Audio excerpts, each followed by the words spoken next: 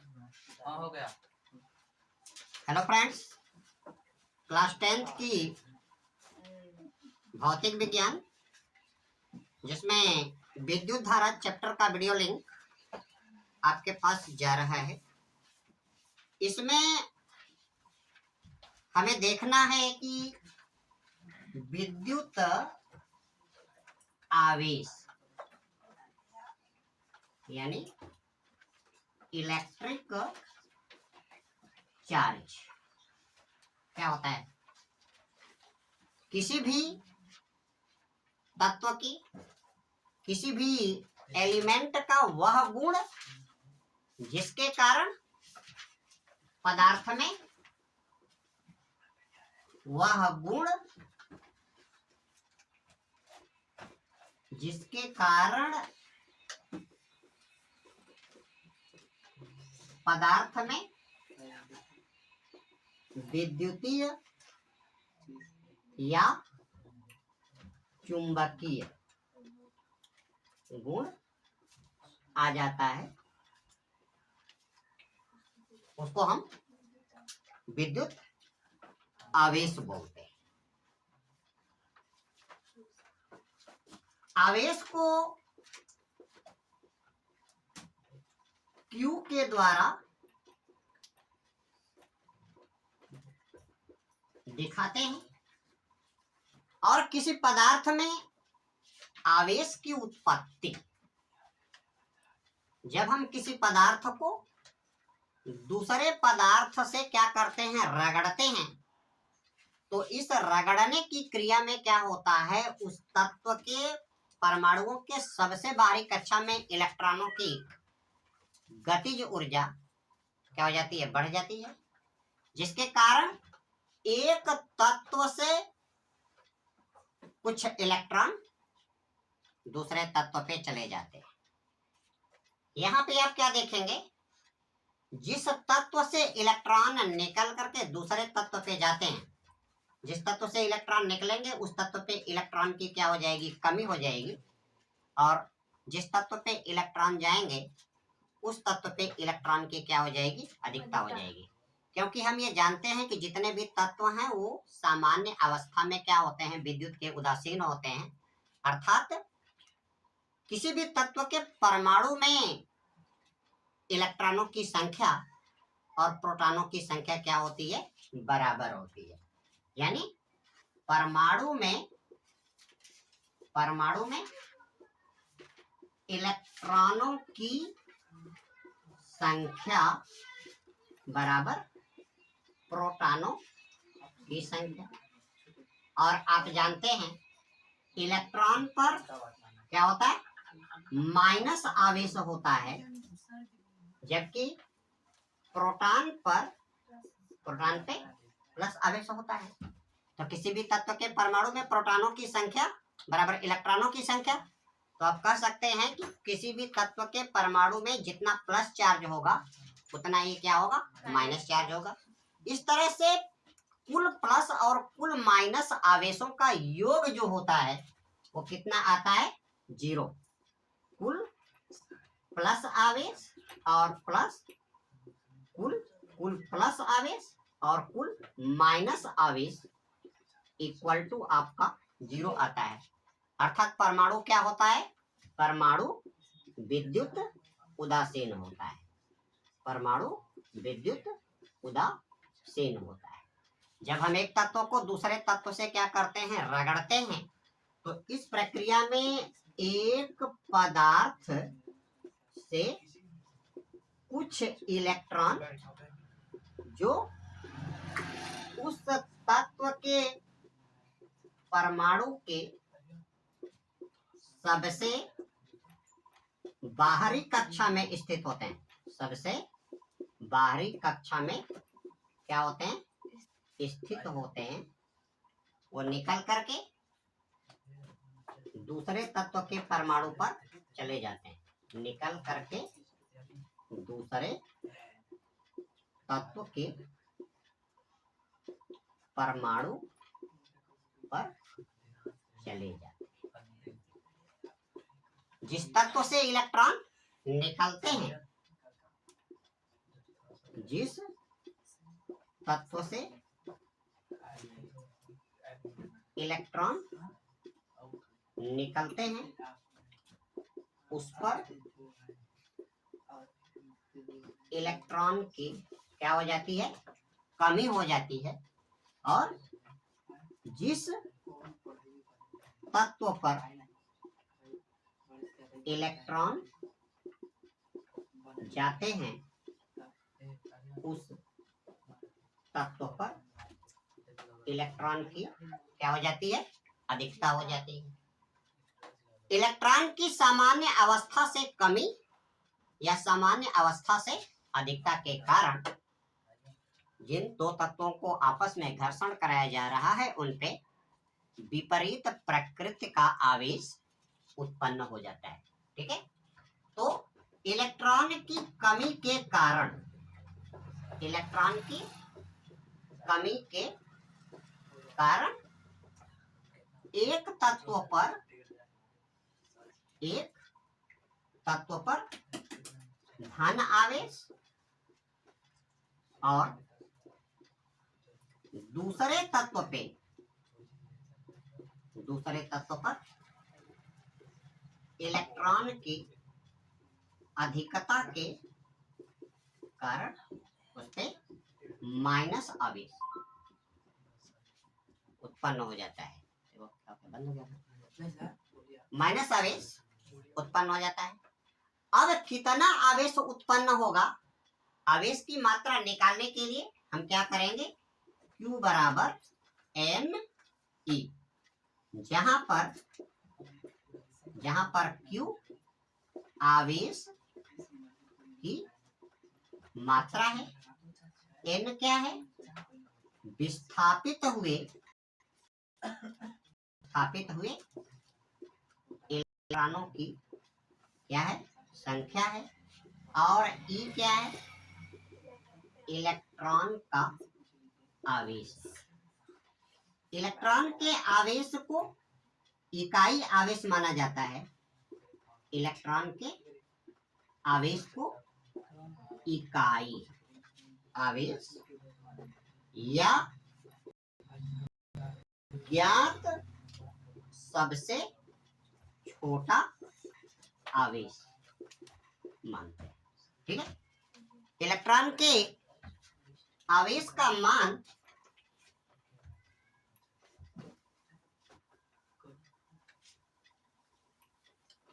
Electron के आवेश का मान 1.6 गुणे 10 के घाते -19 कूलम होता है। इलेक्ट्रॉन के आवेश का मान कितना, 1.6 into 10 to the power -19 coulomb होता है। आवेश का मात्रक SI पद्धति में क्या होता है, कूलम होता है। और हम ये जानते हैं कि आवेश की मात्रा Q बराबर धारा गुणे क्या होता है, समय होता है। धारा को हम कैपिटल I से दिखाते हैं और समय को T से दिखाते हैं। तो आपका आवेश को व्यक्त करने के लिए आपका दूसरा सूत्र आ जाएगा, I into T आ जाएगा। अब आपका आवेश का जो मात्रक होगा, आवेश का मात्रक बराबर क्या हो जाएगा, धारा का मात्रक और गुणे क्या, समय का मात्रक। ठीक है, आपका MKS पद्धति में, MKS का मतलब क्या, मीटर किलोग्राम सेकेंड पद्धति में धारा का मात्रक होता है एम्पियर और समय का मात्रक होता है सेकेंड।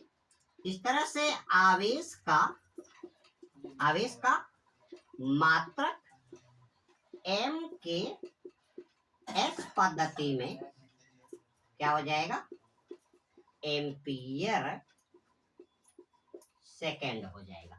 ठीक है, तो इसी एम्पियर सेकेंड को एक एम्पियर की धारा यदि किसी चालक तार में क्या करें, 1 सेकेंड तक प्रवाहित हो तो आवेश का मान कितना होगा, 1 कूलाम होगा।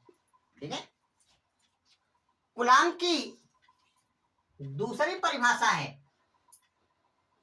कूलाम की सेकेंड परिभाषा। यदि किसी चालक तार से यदि किसी चालक तार से प्रति सेकेंड 6.25 गुणे 10 के घाते 18 इलेक्ट्रॉन प्रवाहित हो रहे हो तो प्रवाहित आवेश का मान, प्रवाहित आवेश का मान क्या होता है, 1 कूलाम होता है। तो आप लोगों को ये धारा चैप्टर पढ़ाई जा रही थी, अभी आप इसका शॉर्ट स्क्रीन ले लें, फिर हम आपके सामने आधे मिनट में उपस्थित होते हैं। अभी कहीं जाएंगे नहीं आप लोग, क्योंकि अभी वीडियो अभी पूरी नहीं हुई है। बंद है ना?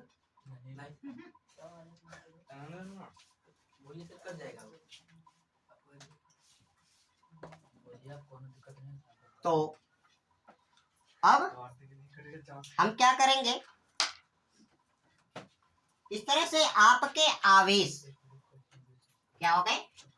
एक वैज्ञानिक थे बेंजामिन फ्रैंकलिन, जिन्होंने आवेश को 2 प्रकार का बताया, एक धन आवेश और दूसरा क्या होता है, ऋण आवेश। धन आवेश किसी पदार्थ पे इलेक्ट्रॉन की कमी के कारण, और ऋण आवेश घर्षण की क्रिया में किसी पदार्थ पे इलेक्ट्रॉनों की अधिकता के कारण उत्पन्न होता है। अब आपकी हेडिंग आ रही है विद्युत धारा या इलेक्ट्रिक करंट, इलेक्ट्रिक करंट। ठीक है, किसी परिपथ में, किसी चालक में आवेश के प्रवाह की समय दर, किसी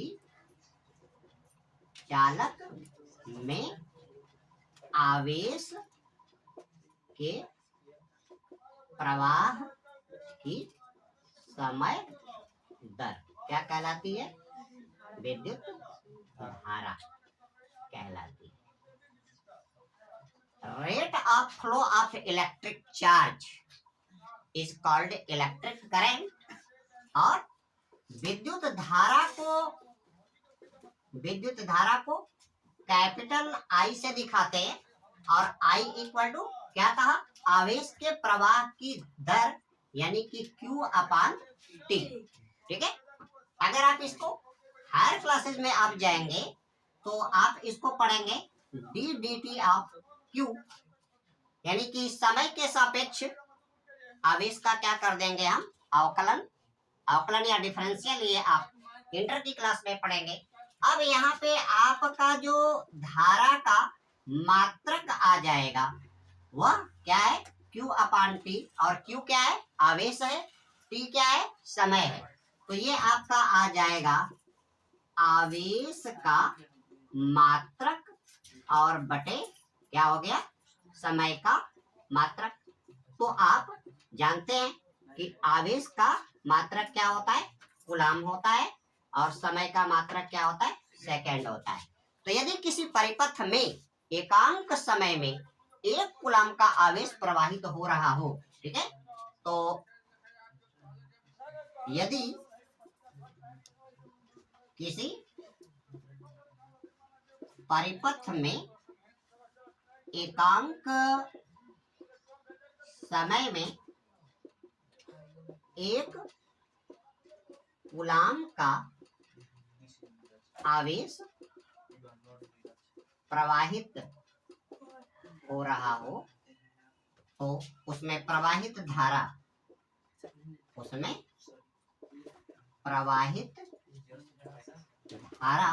क्या होगी, 1 कूलाम प्रति सेकंड होगी, और 1 कूलाम प्रति सेकंड को हम क्या बोलते हैं, एम्पियर कहते हैं। तो विद्युत धारा का मात्रक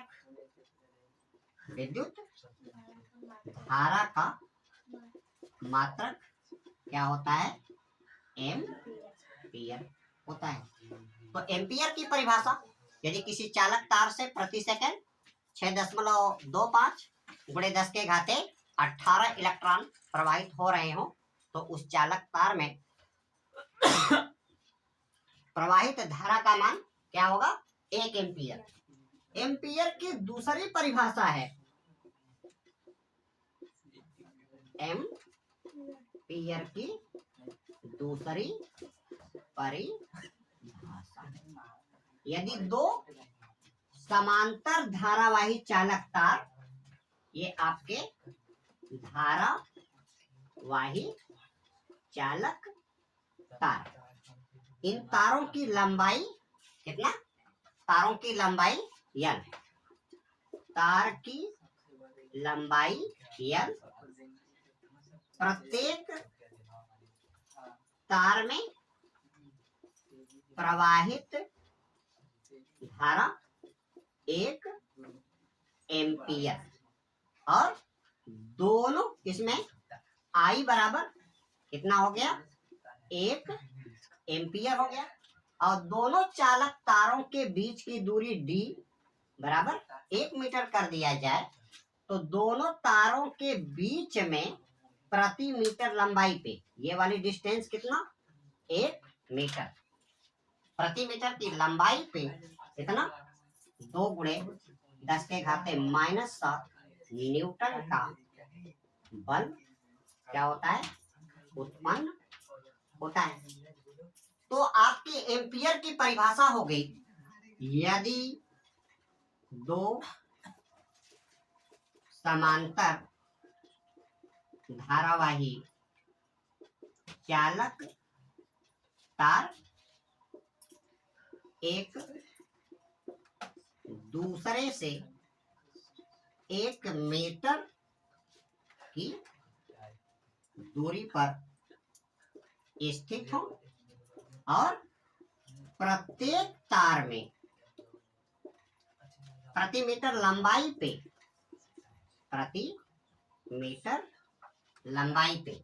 प्रत्येक तार में प्रति मीटर लंबाई पर दोनों तारों के बीच में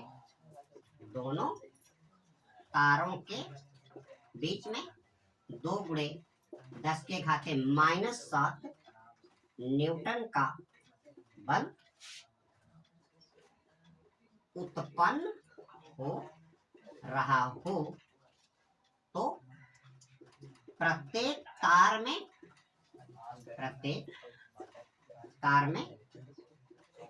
प्रवाहित धारा का मान 1 एम्पियर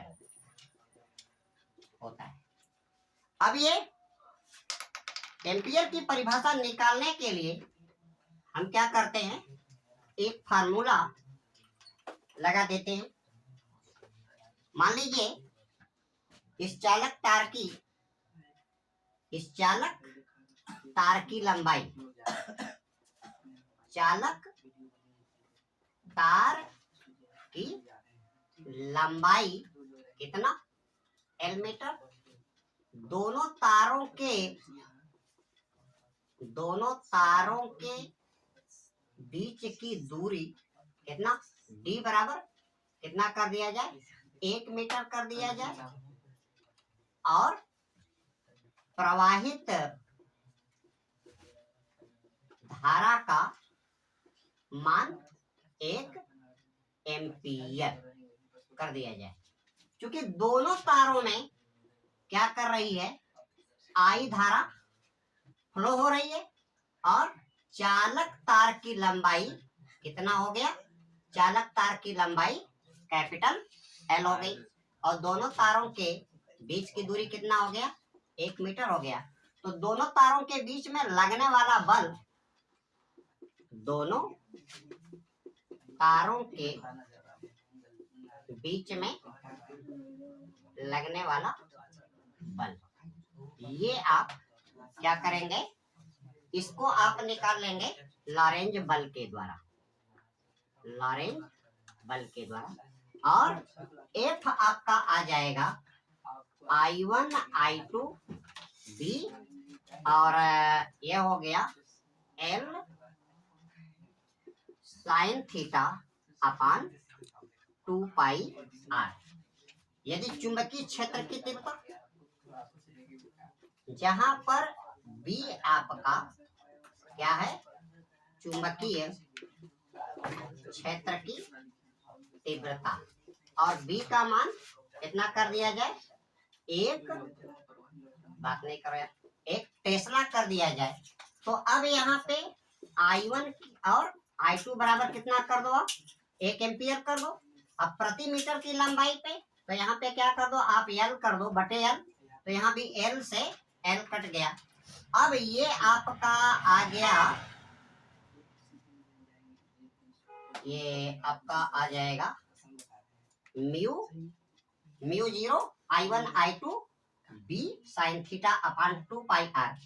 तो अब यहाँ पे F बटे L का मान आ गया म्यू 0 बटे 2 पाई R की जगह पे कितना कर दो, आप 1 कर दो, I1 I2 की जगह पे क्या कर दो, 1 1 कर दो, B की जगह पे कितना कर दो, चुंबकीय क्षेत्र की तीव्रता कितना आपने दिया, 1 टेस्ला दे दिया, और यहाँ पे आपका थीटा जो है 90 डिग्री होगा, तो इनटू आपने क्या करा दिया साइन 90, और साइन 90 इक्वल क्या होता है 1 होता है। तो प्रति मीटर लंबाई पे दोनों चालक तारों के बीच में लगने वाला बल आपका हो गया म्यू 0 बटे 2 पाई, और कितना हो गया, ठीक है। और हमें ये पता है कि म्यू 0 अपान 4 पाई बराबर कितना होता है 10 टू द पावर -7 न्यूटन प्रति एम्पियर स्क्वायर। अब यहाँ पे कितना दे रहा है, 2 पाई दे रहा है ना, तो इसको आप म्यू 0 बटे 2 पाई को आप क्या करेंगे, इधर ध्यान दो, इसको 4 पाई करोगे, यहाँ से 2 से मल्टीप्लाई कर दोगे, तो यहाँ से कितना हो जाएगा 2 से मल्टीप्लाई हो जाएगा, और इतना न्यूटन आपका बल आ गया।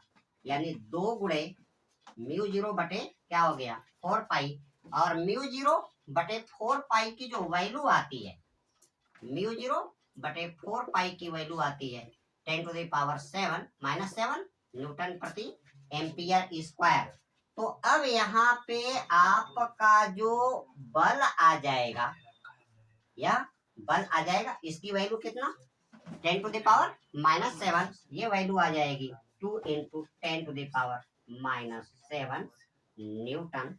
तो दोनों तारों के बीच प्रति मीटर की लंबाई पे अगर 2 गुणे 10 के घाते -7 न्यूटन का बल क्रिएट हो रहा है, तो दोनों तारों में प्रवाहित धारा का मान क्या होगा 1 एम्पियर होगा।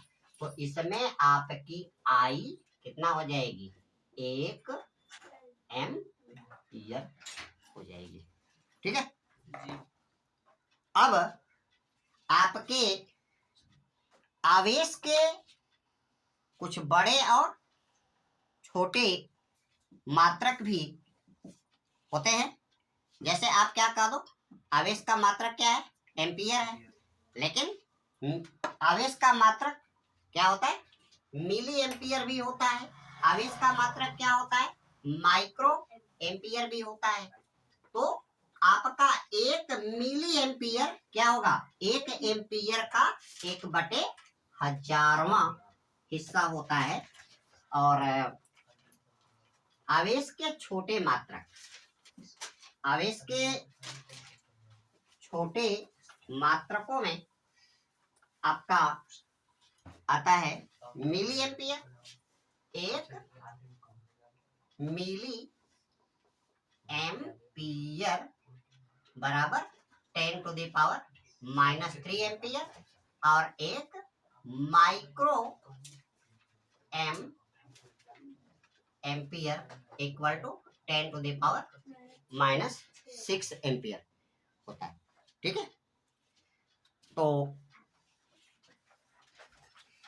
अब हम क्या करते हैं, न्यूमेरिकल प्रॉब्लम भी फिजिक्स में हमें देखना पड़ेगा।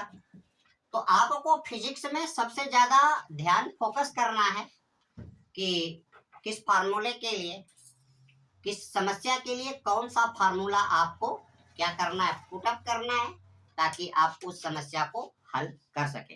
जैसे कह रहे हैं किसी चालक में प्रवाहित धारा का मान, तो धारा को आप किससे दिखाते हो? आई से दिखाते हो। और आई आपका हो गया 2 एम्पियर दे रहा है, और चालक पे उपस्थित आवेश Q बराबर आपका दे रहा है कितना? 4 कूलाम दे रहा है। तो कह रहा है कि आवेश के प्रवाह का समय ज्ञात कीजिए। आपको ये पता है Q बराबर क्या होता है? IT होता है। तो T बराबर क्या हो जाएगा? Q/I हो जाएगा। और ये आपका आ गया 4 कूलाम, और बटे कितना आपका हो गया 2 एम्पियर, यानी ये कट गया, आपका आ जाएगा प्रवाहित धारा के समय का मान कितना आ जाएगा? 2 आ जाएगा। ठीक है, तो अभी आपको विद्युत धारा का लिंक भेजा गया। अगर आपको ये मेरा वीडियो फिजिक्स में पसंद आए तो आप इसको अपने ग्रुपों में ज्यादा से ज्यादा लाइक कराएं, और इसको ज्यादा से ज्यादा सब्सक्राइब कराने की कृपा करें। धन्यवाद।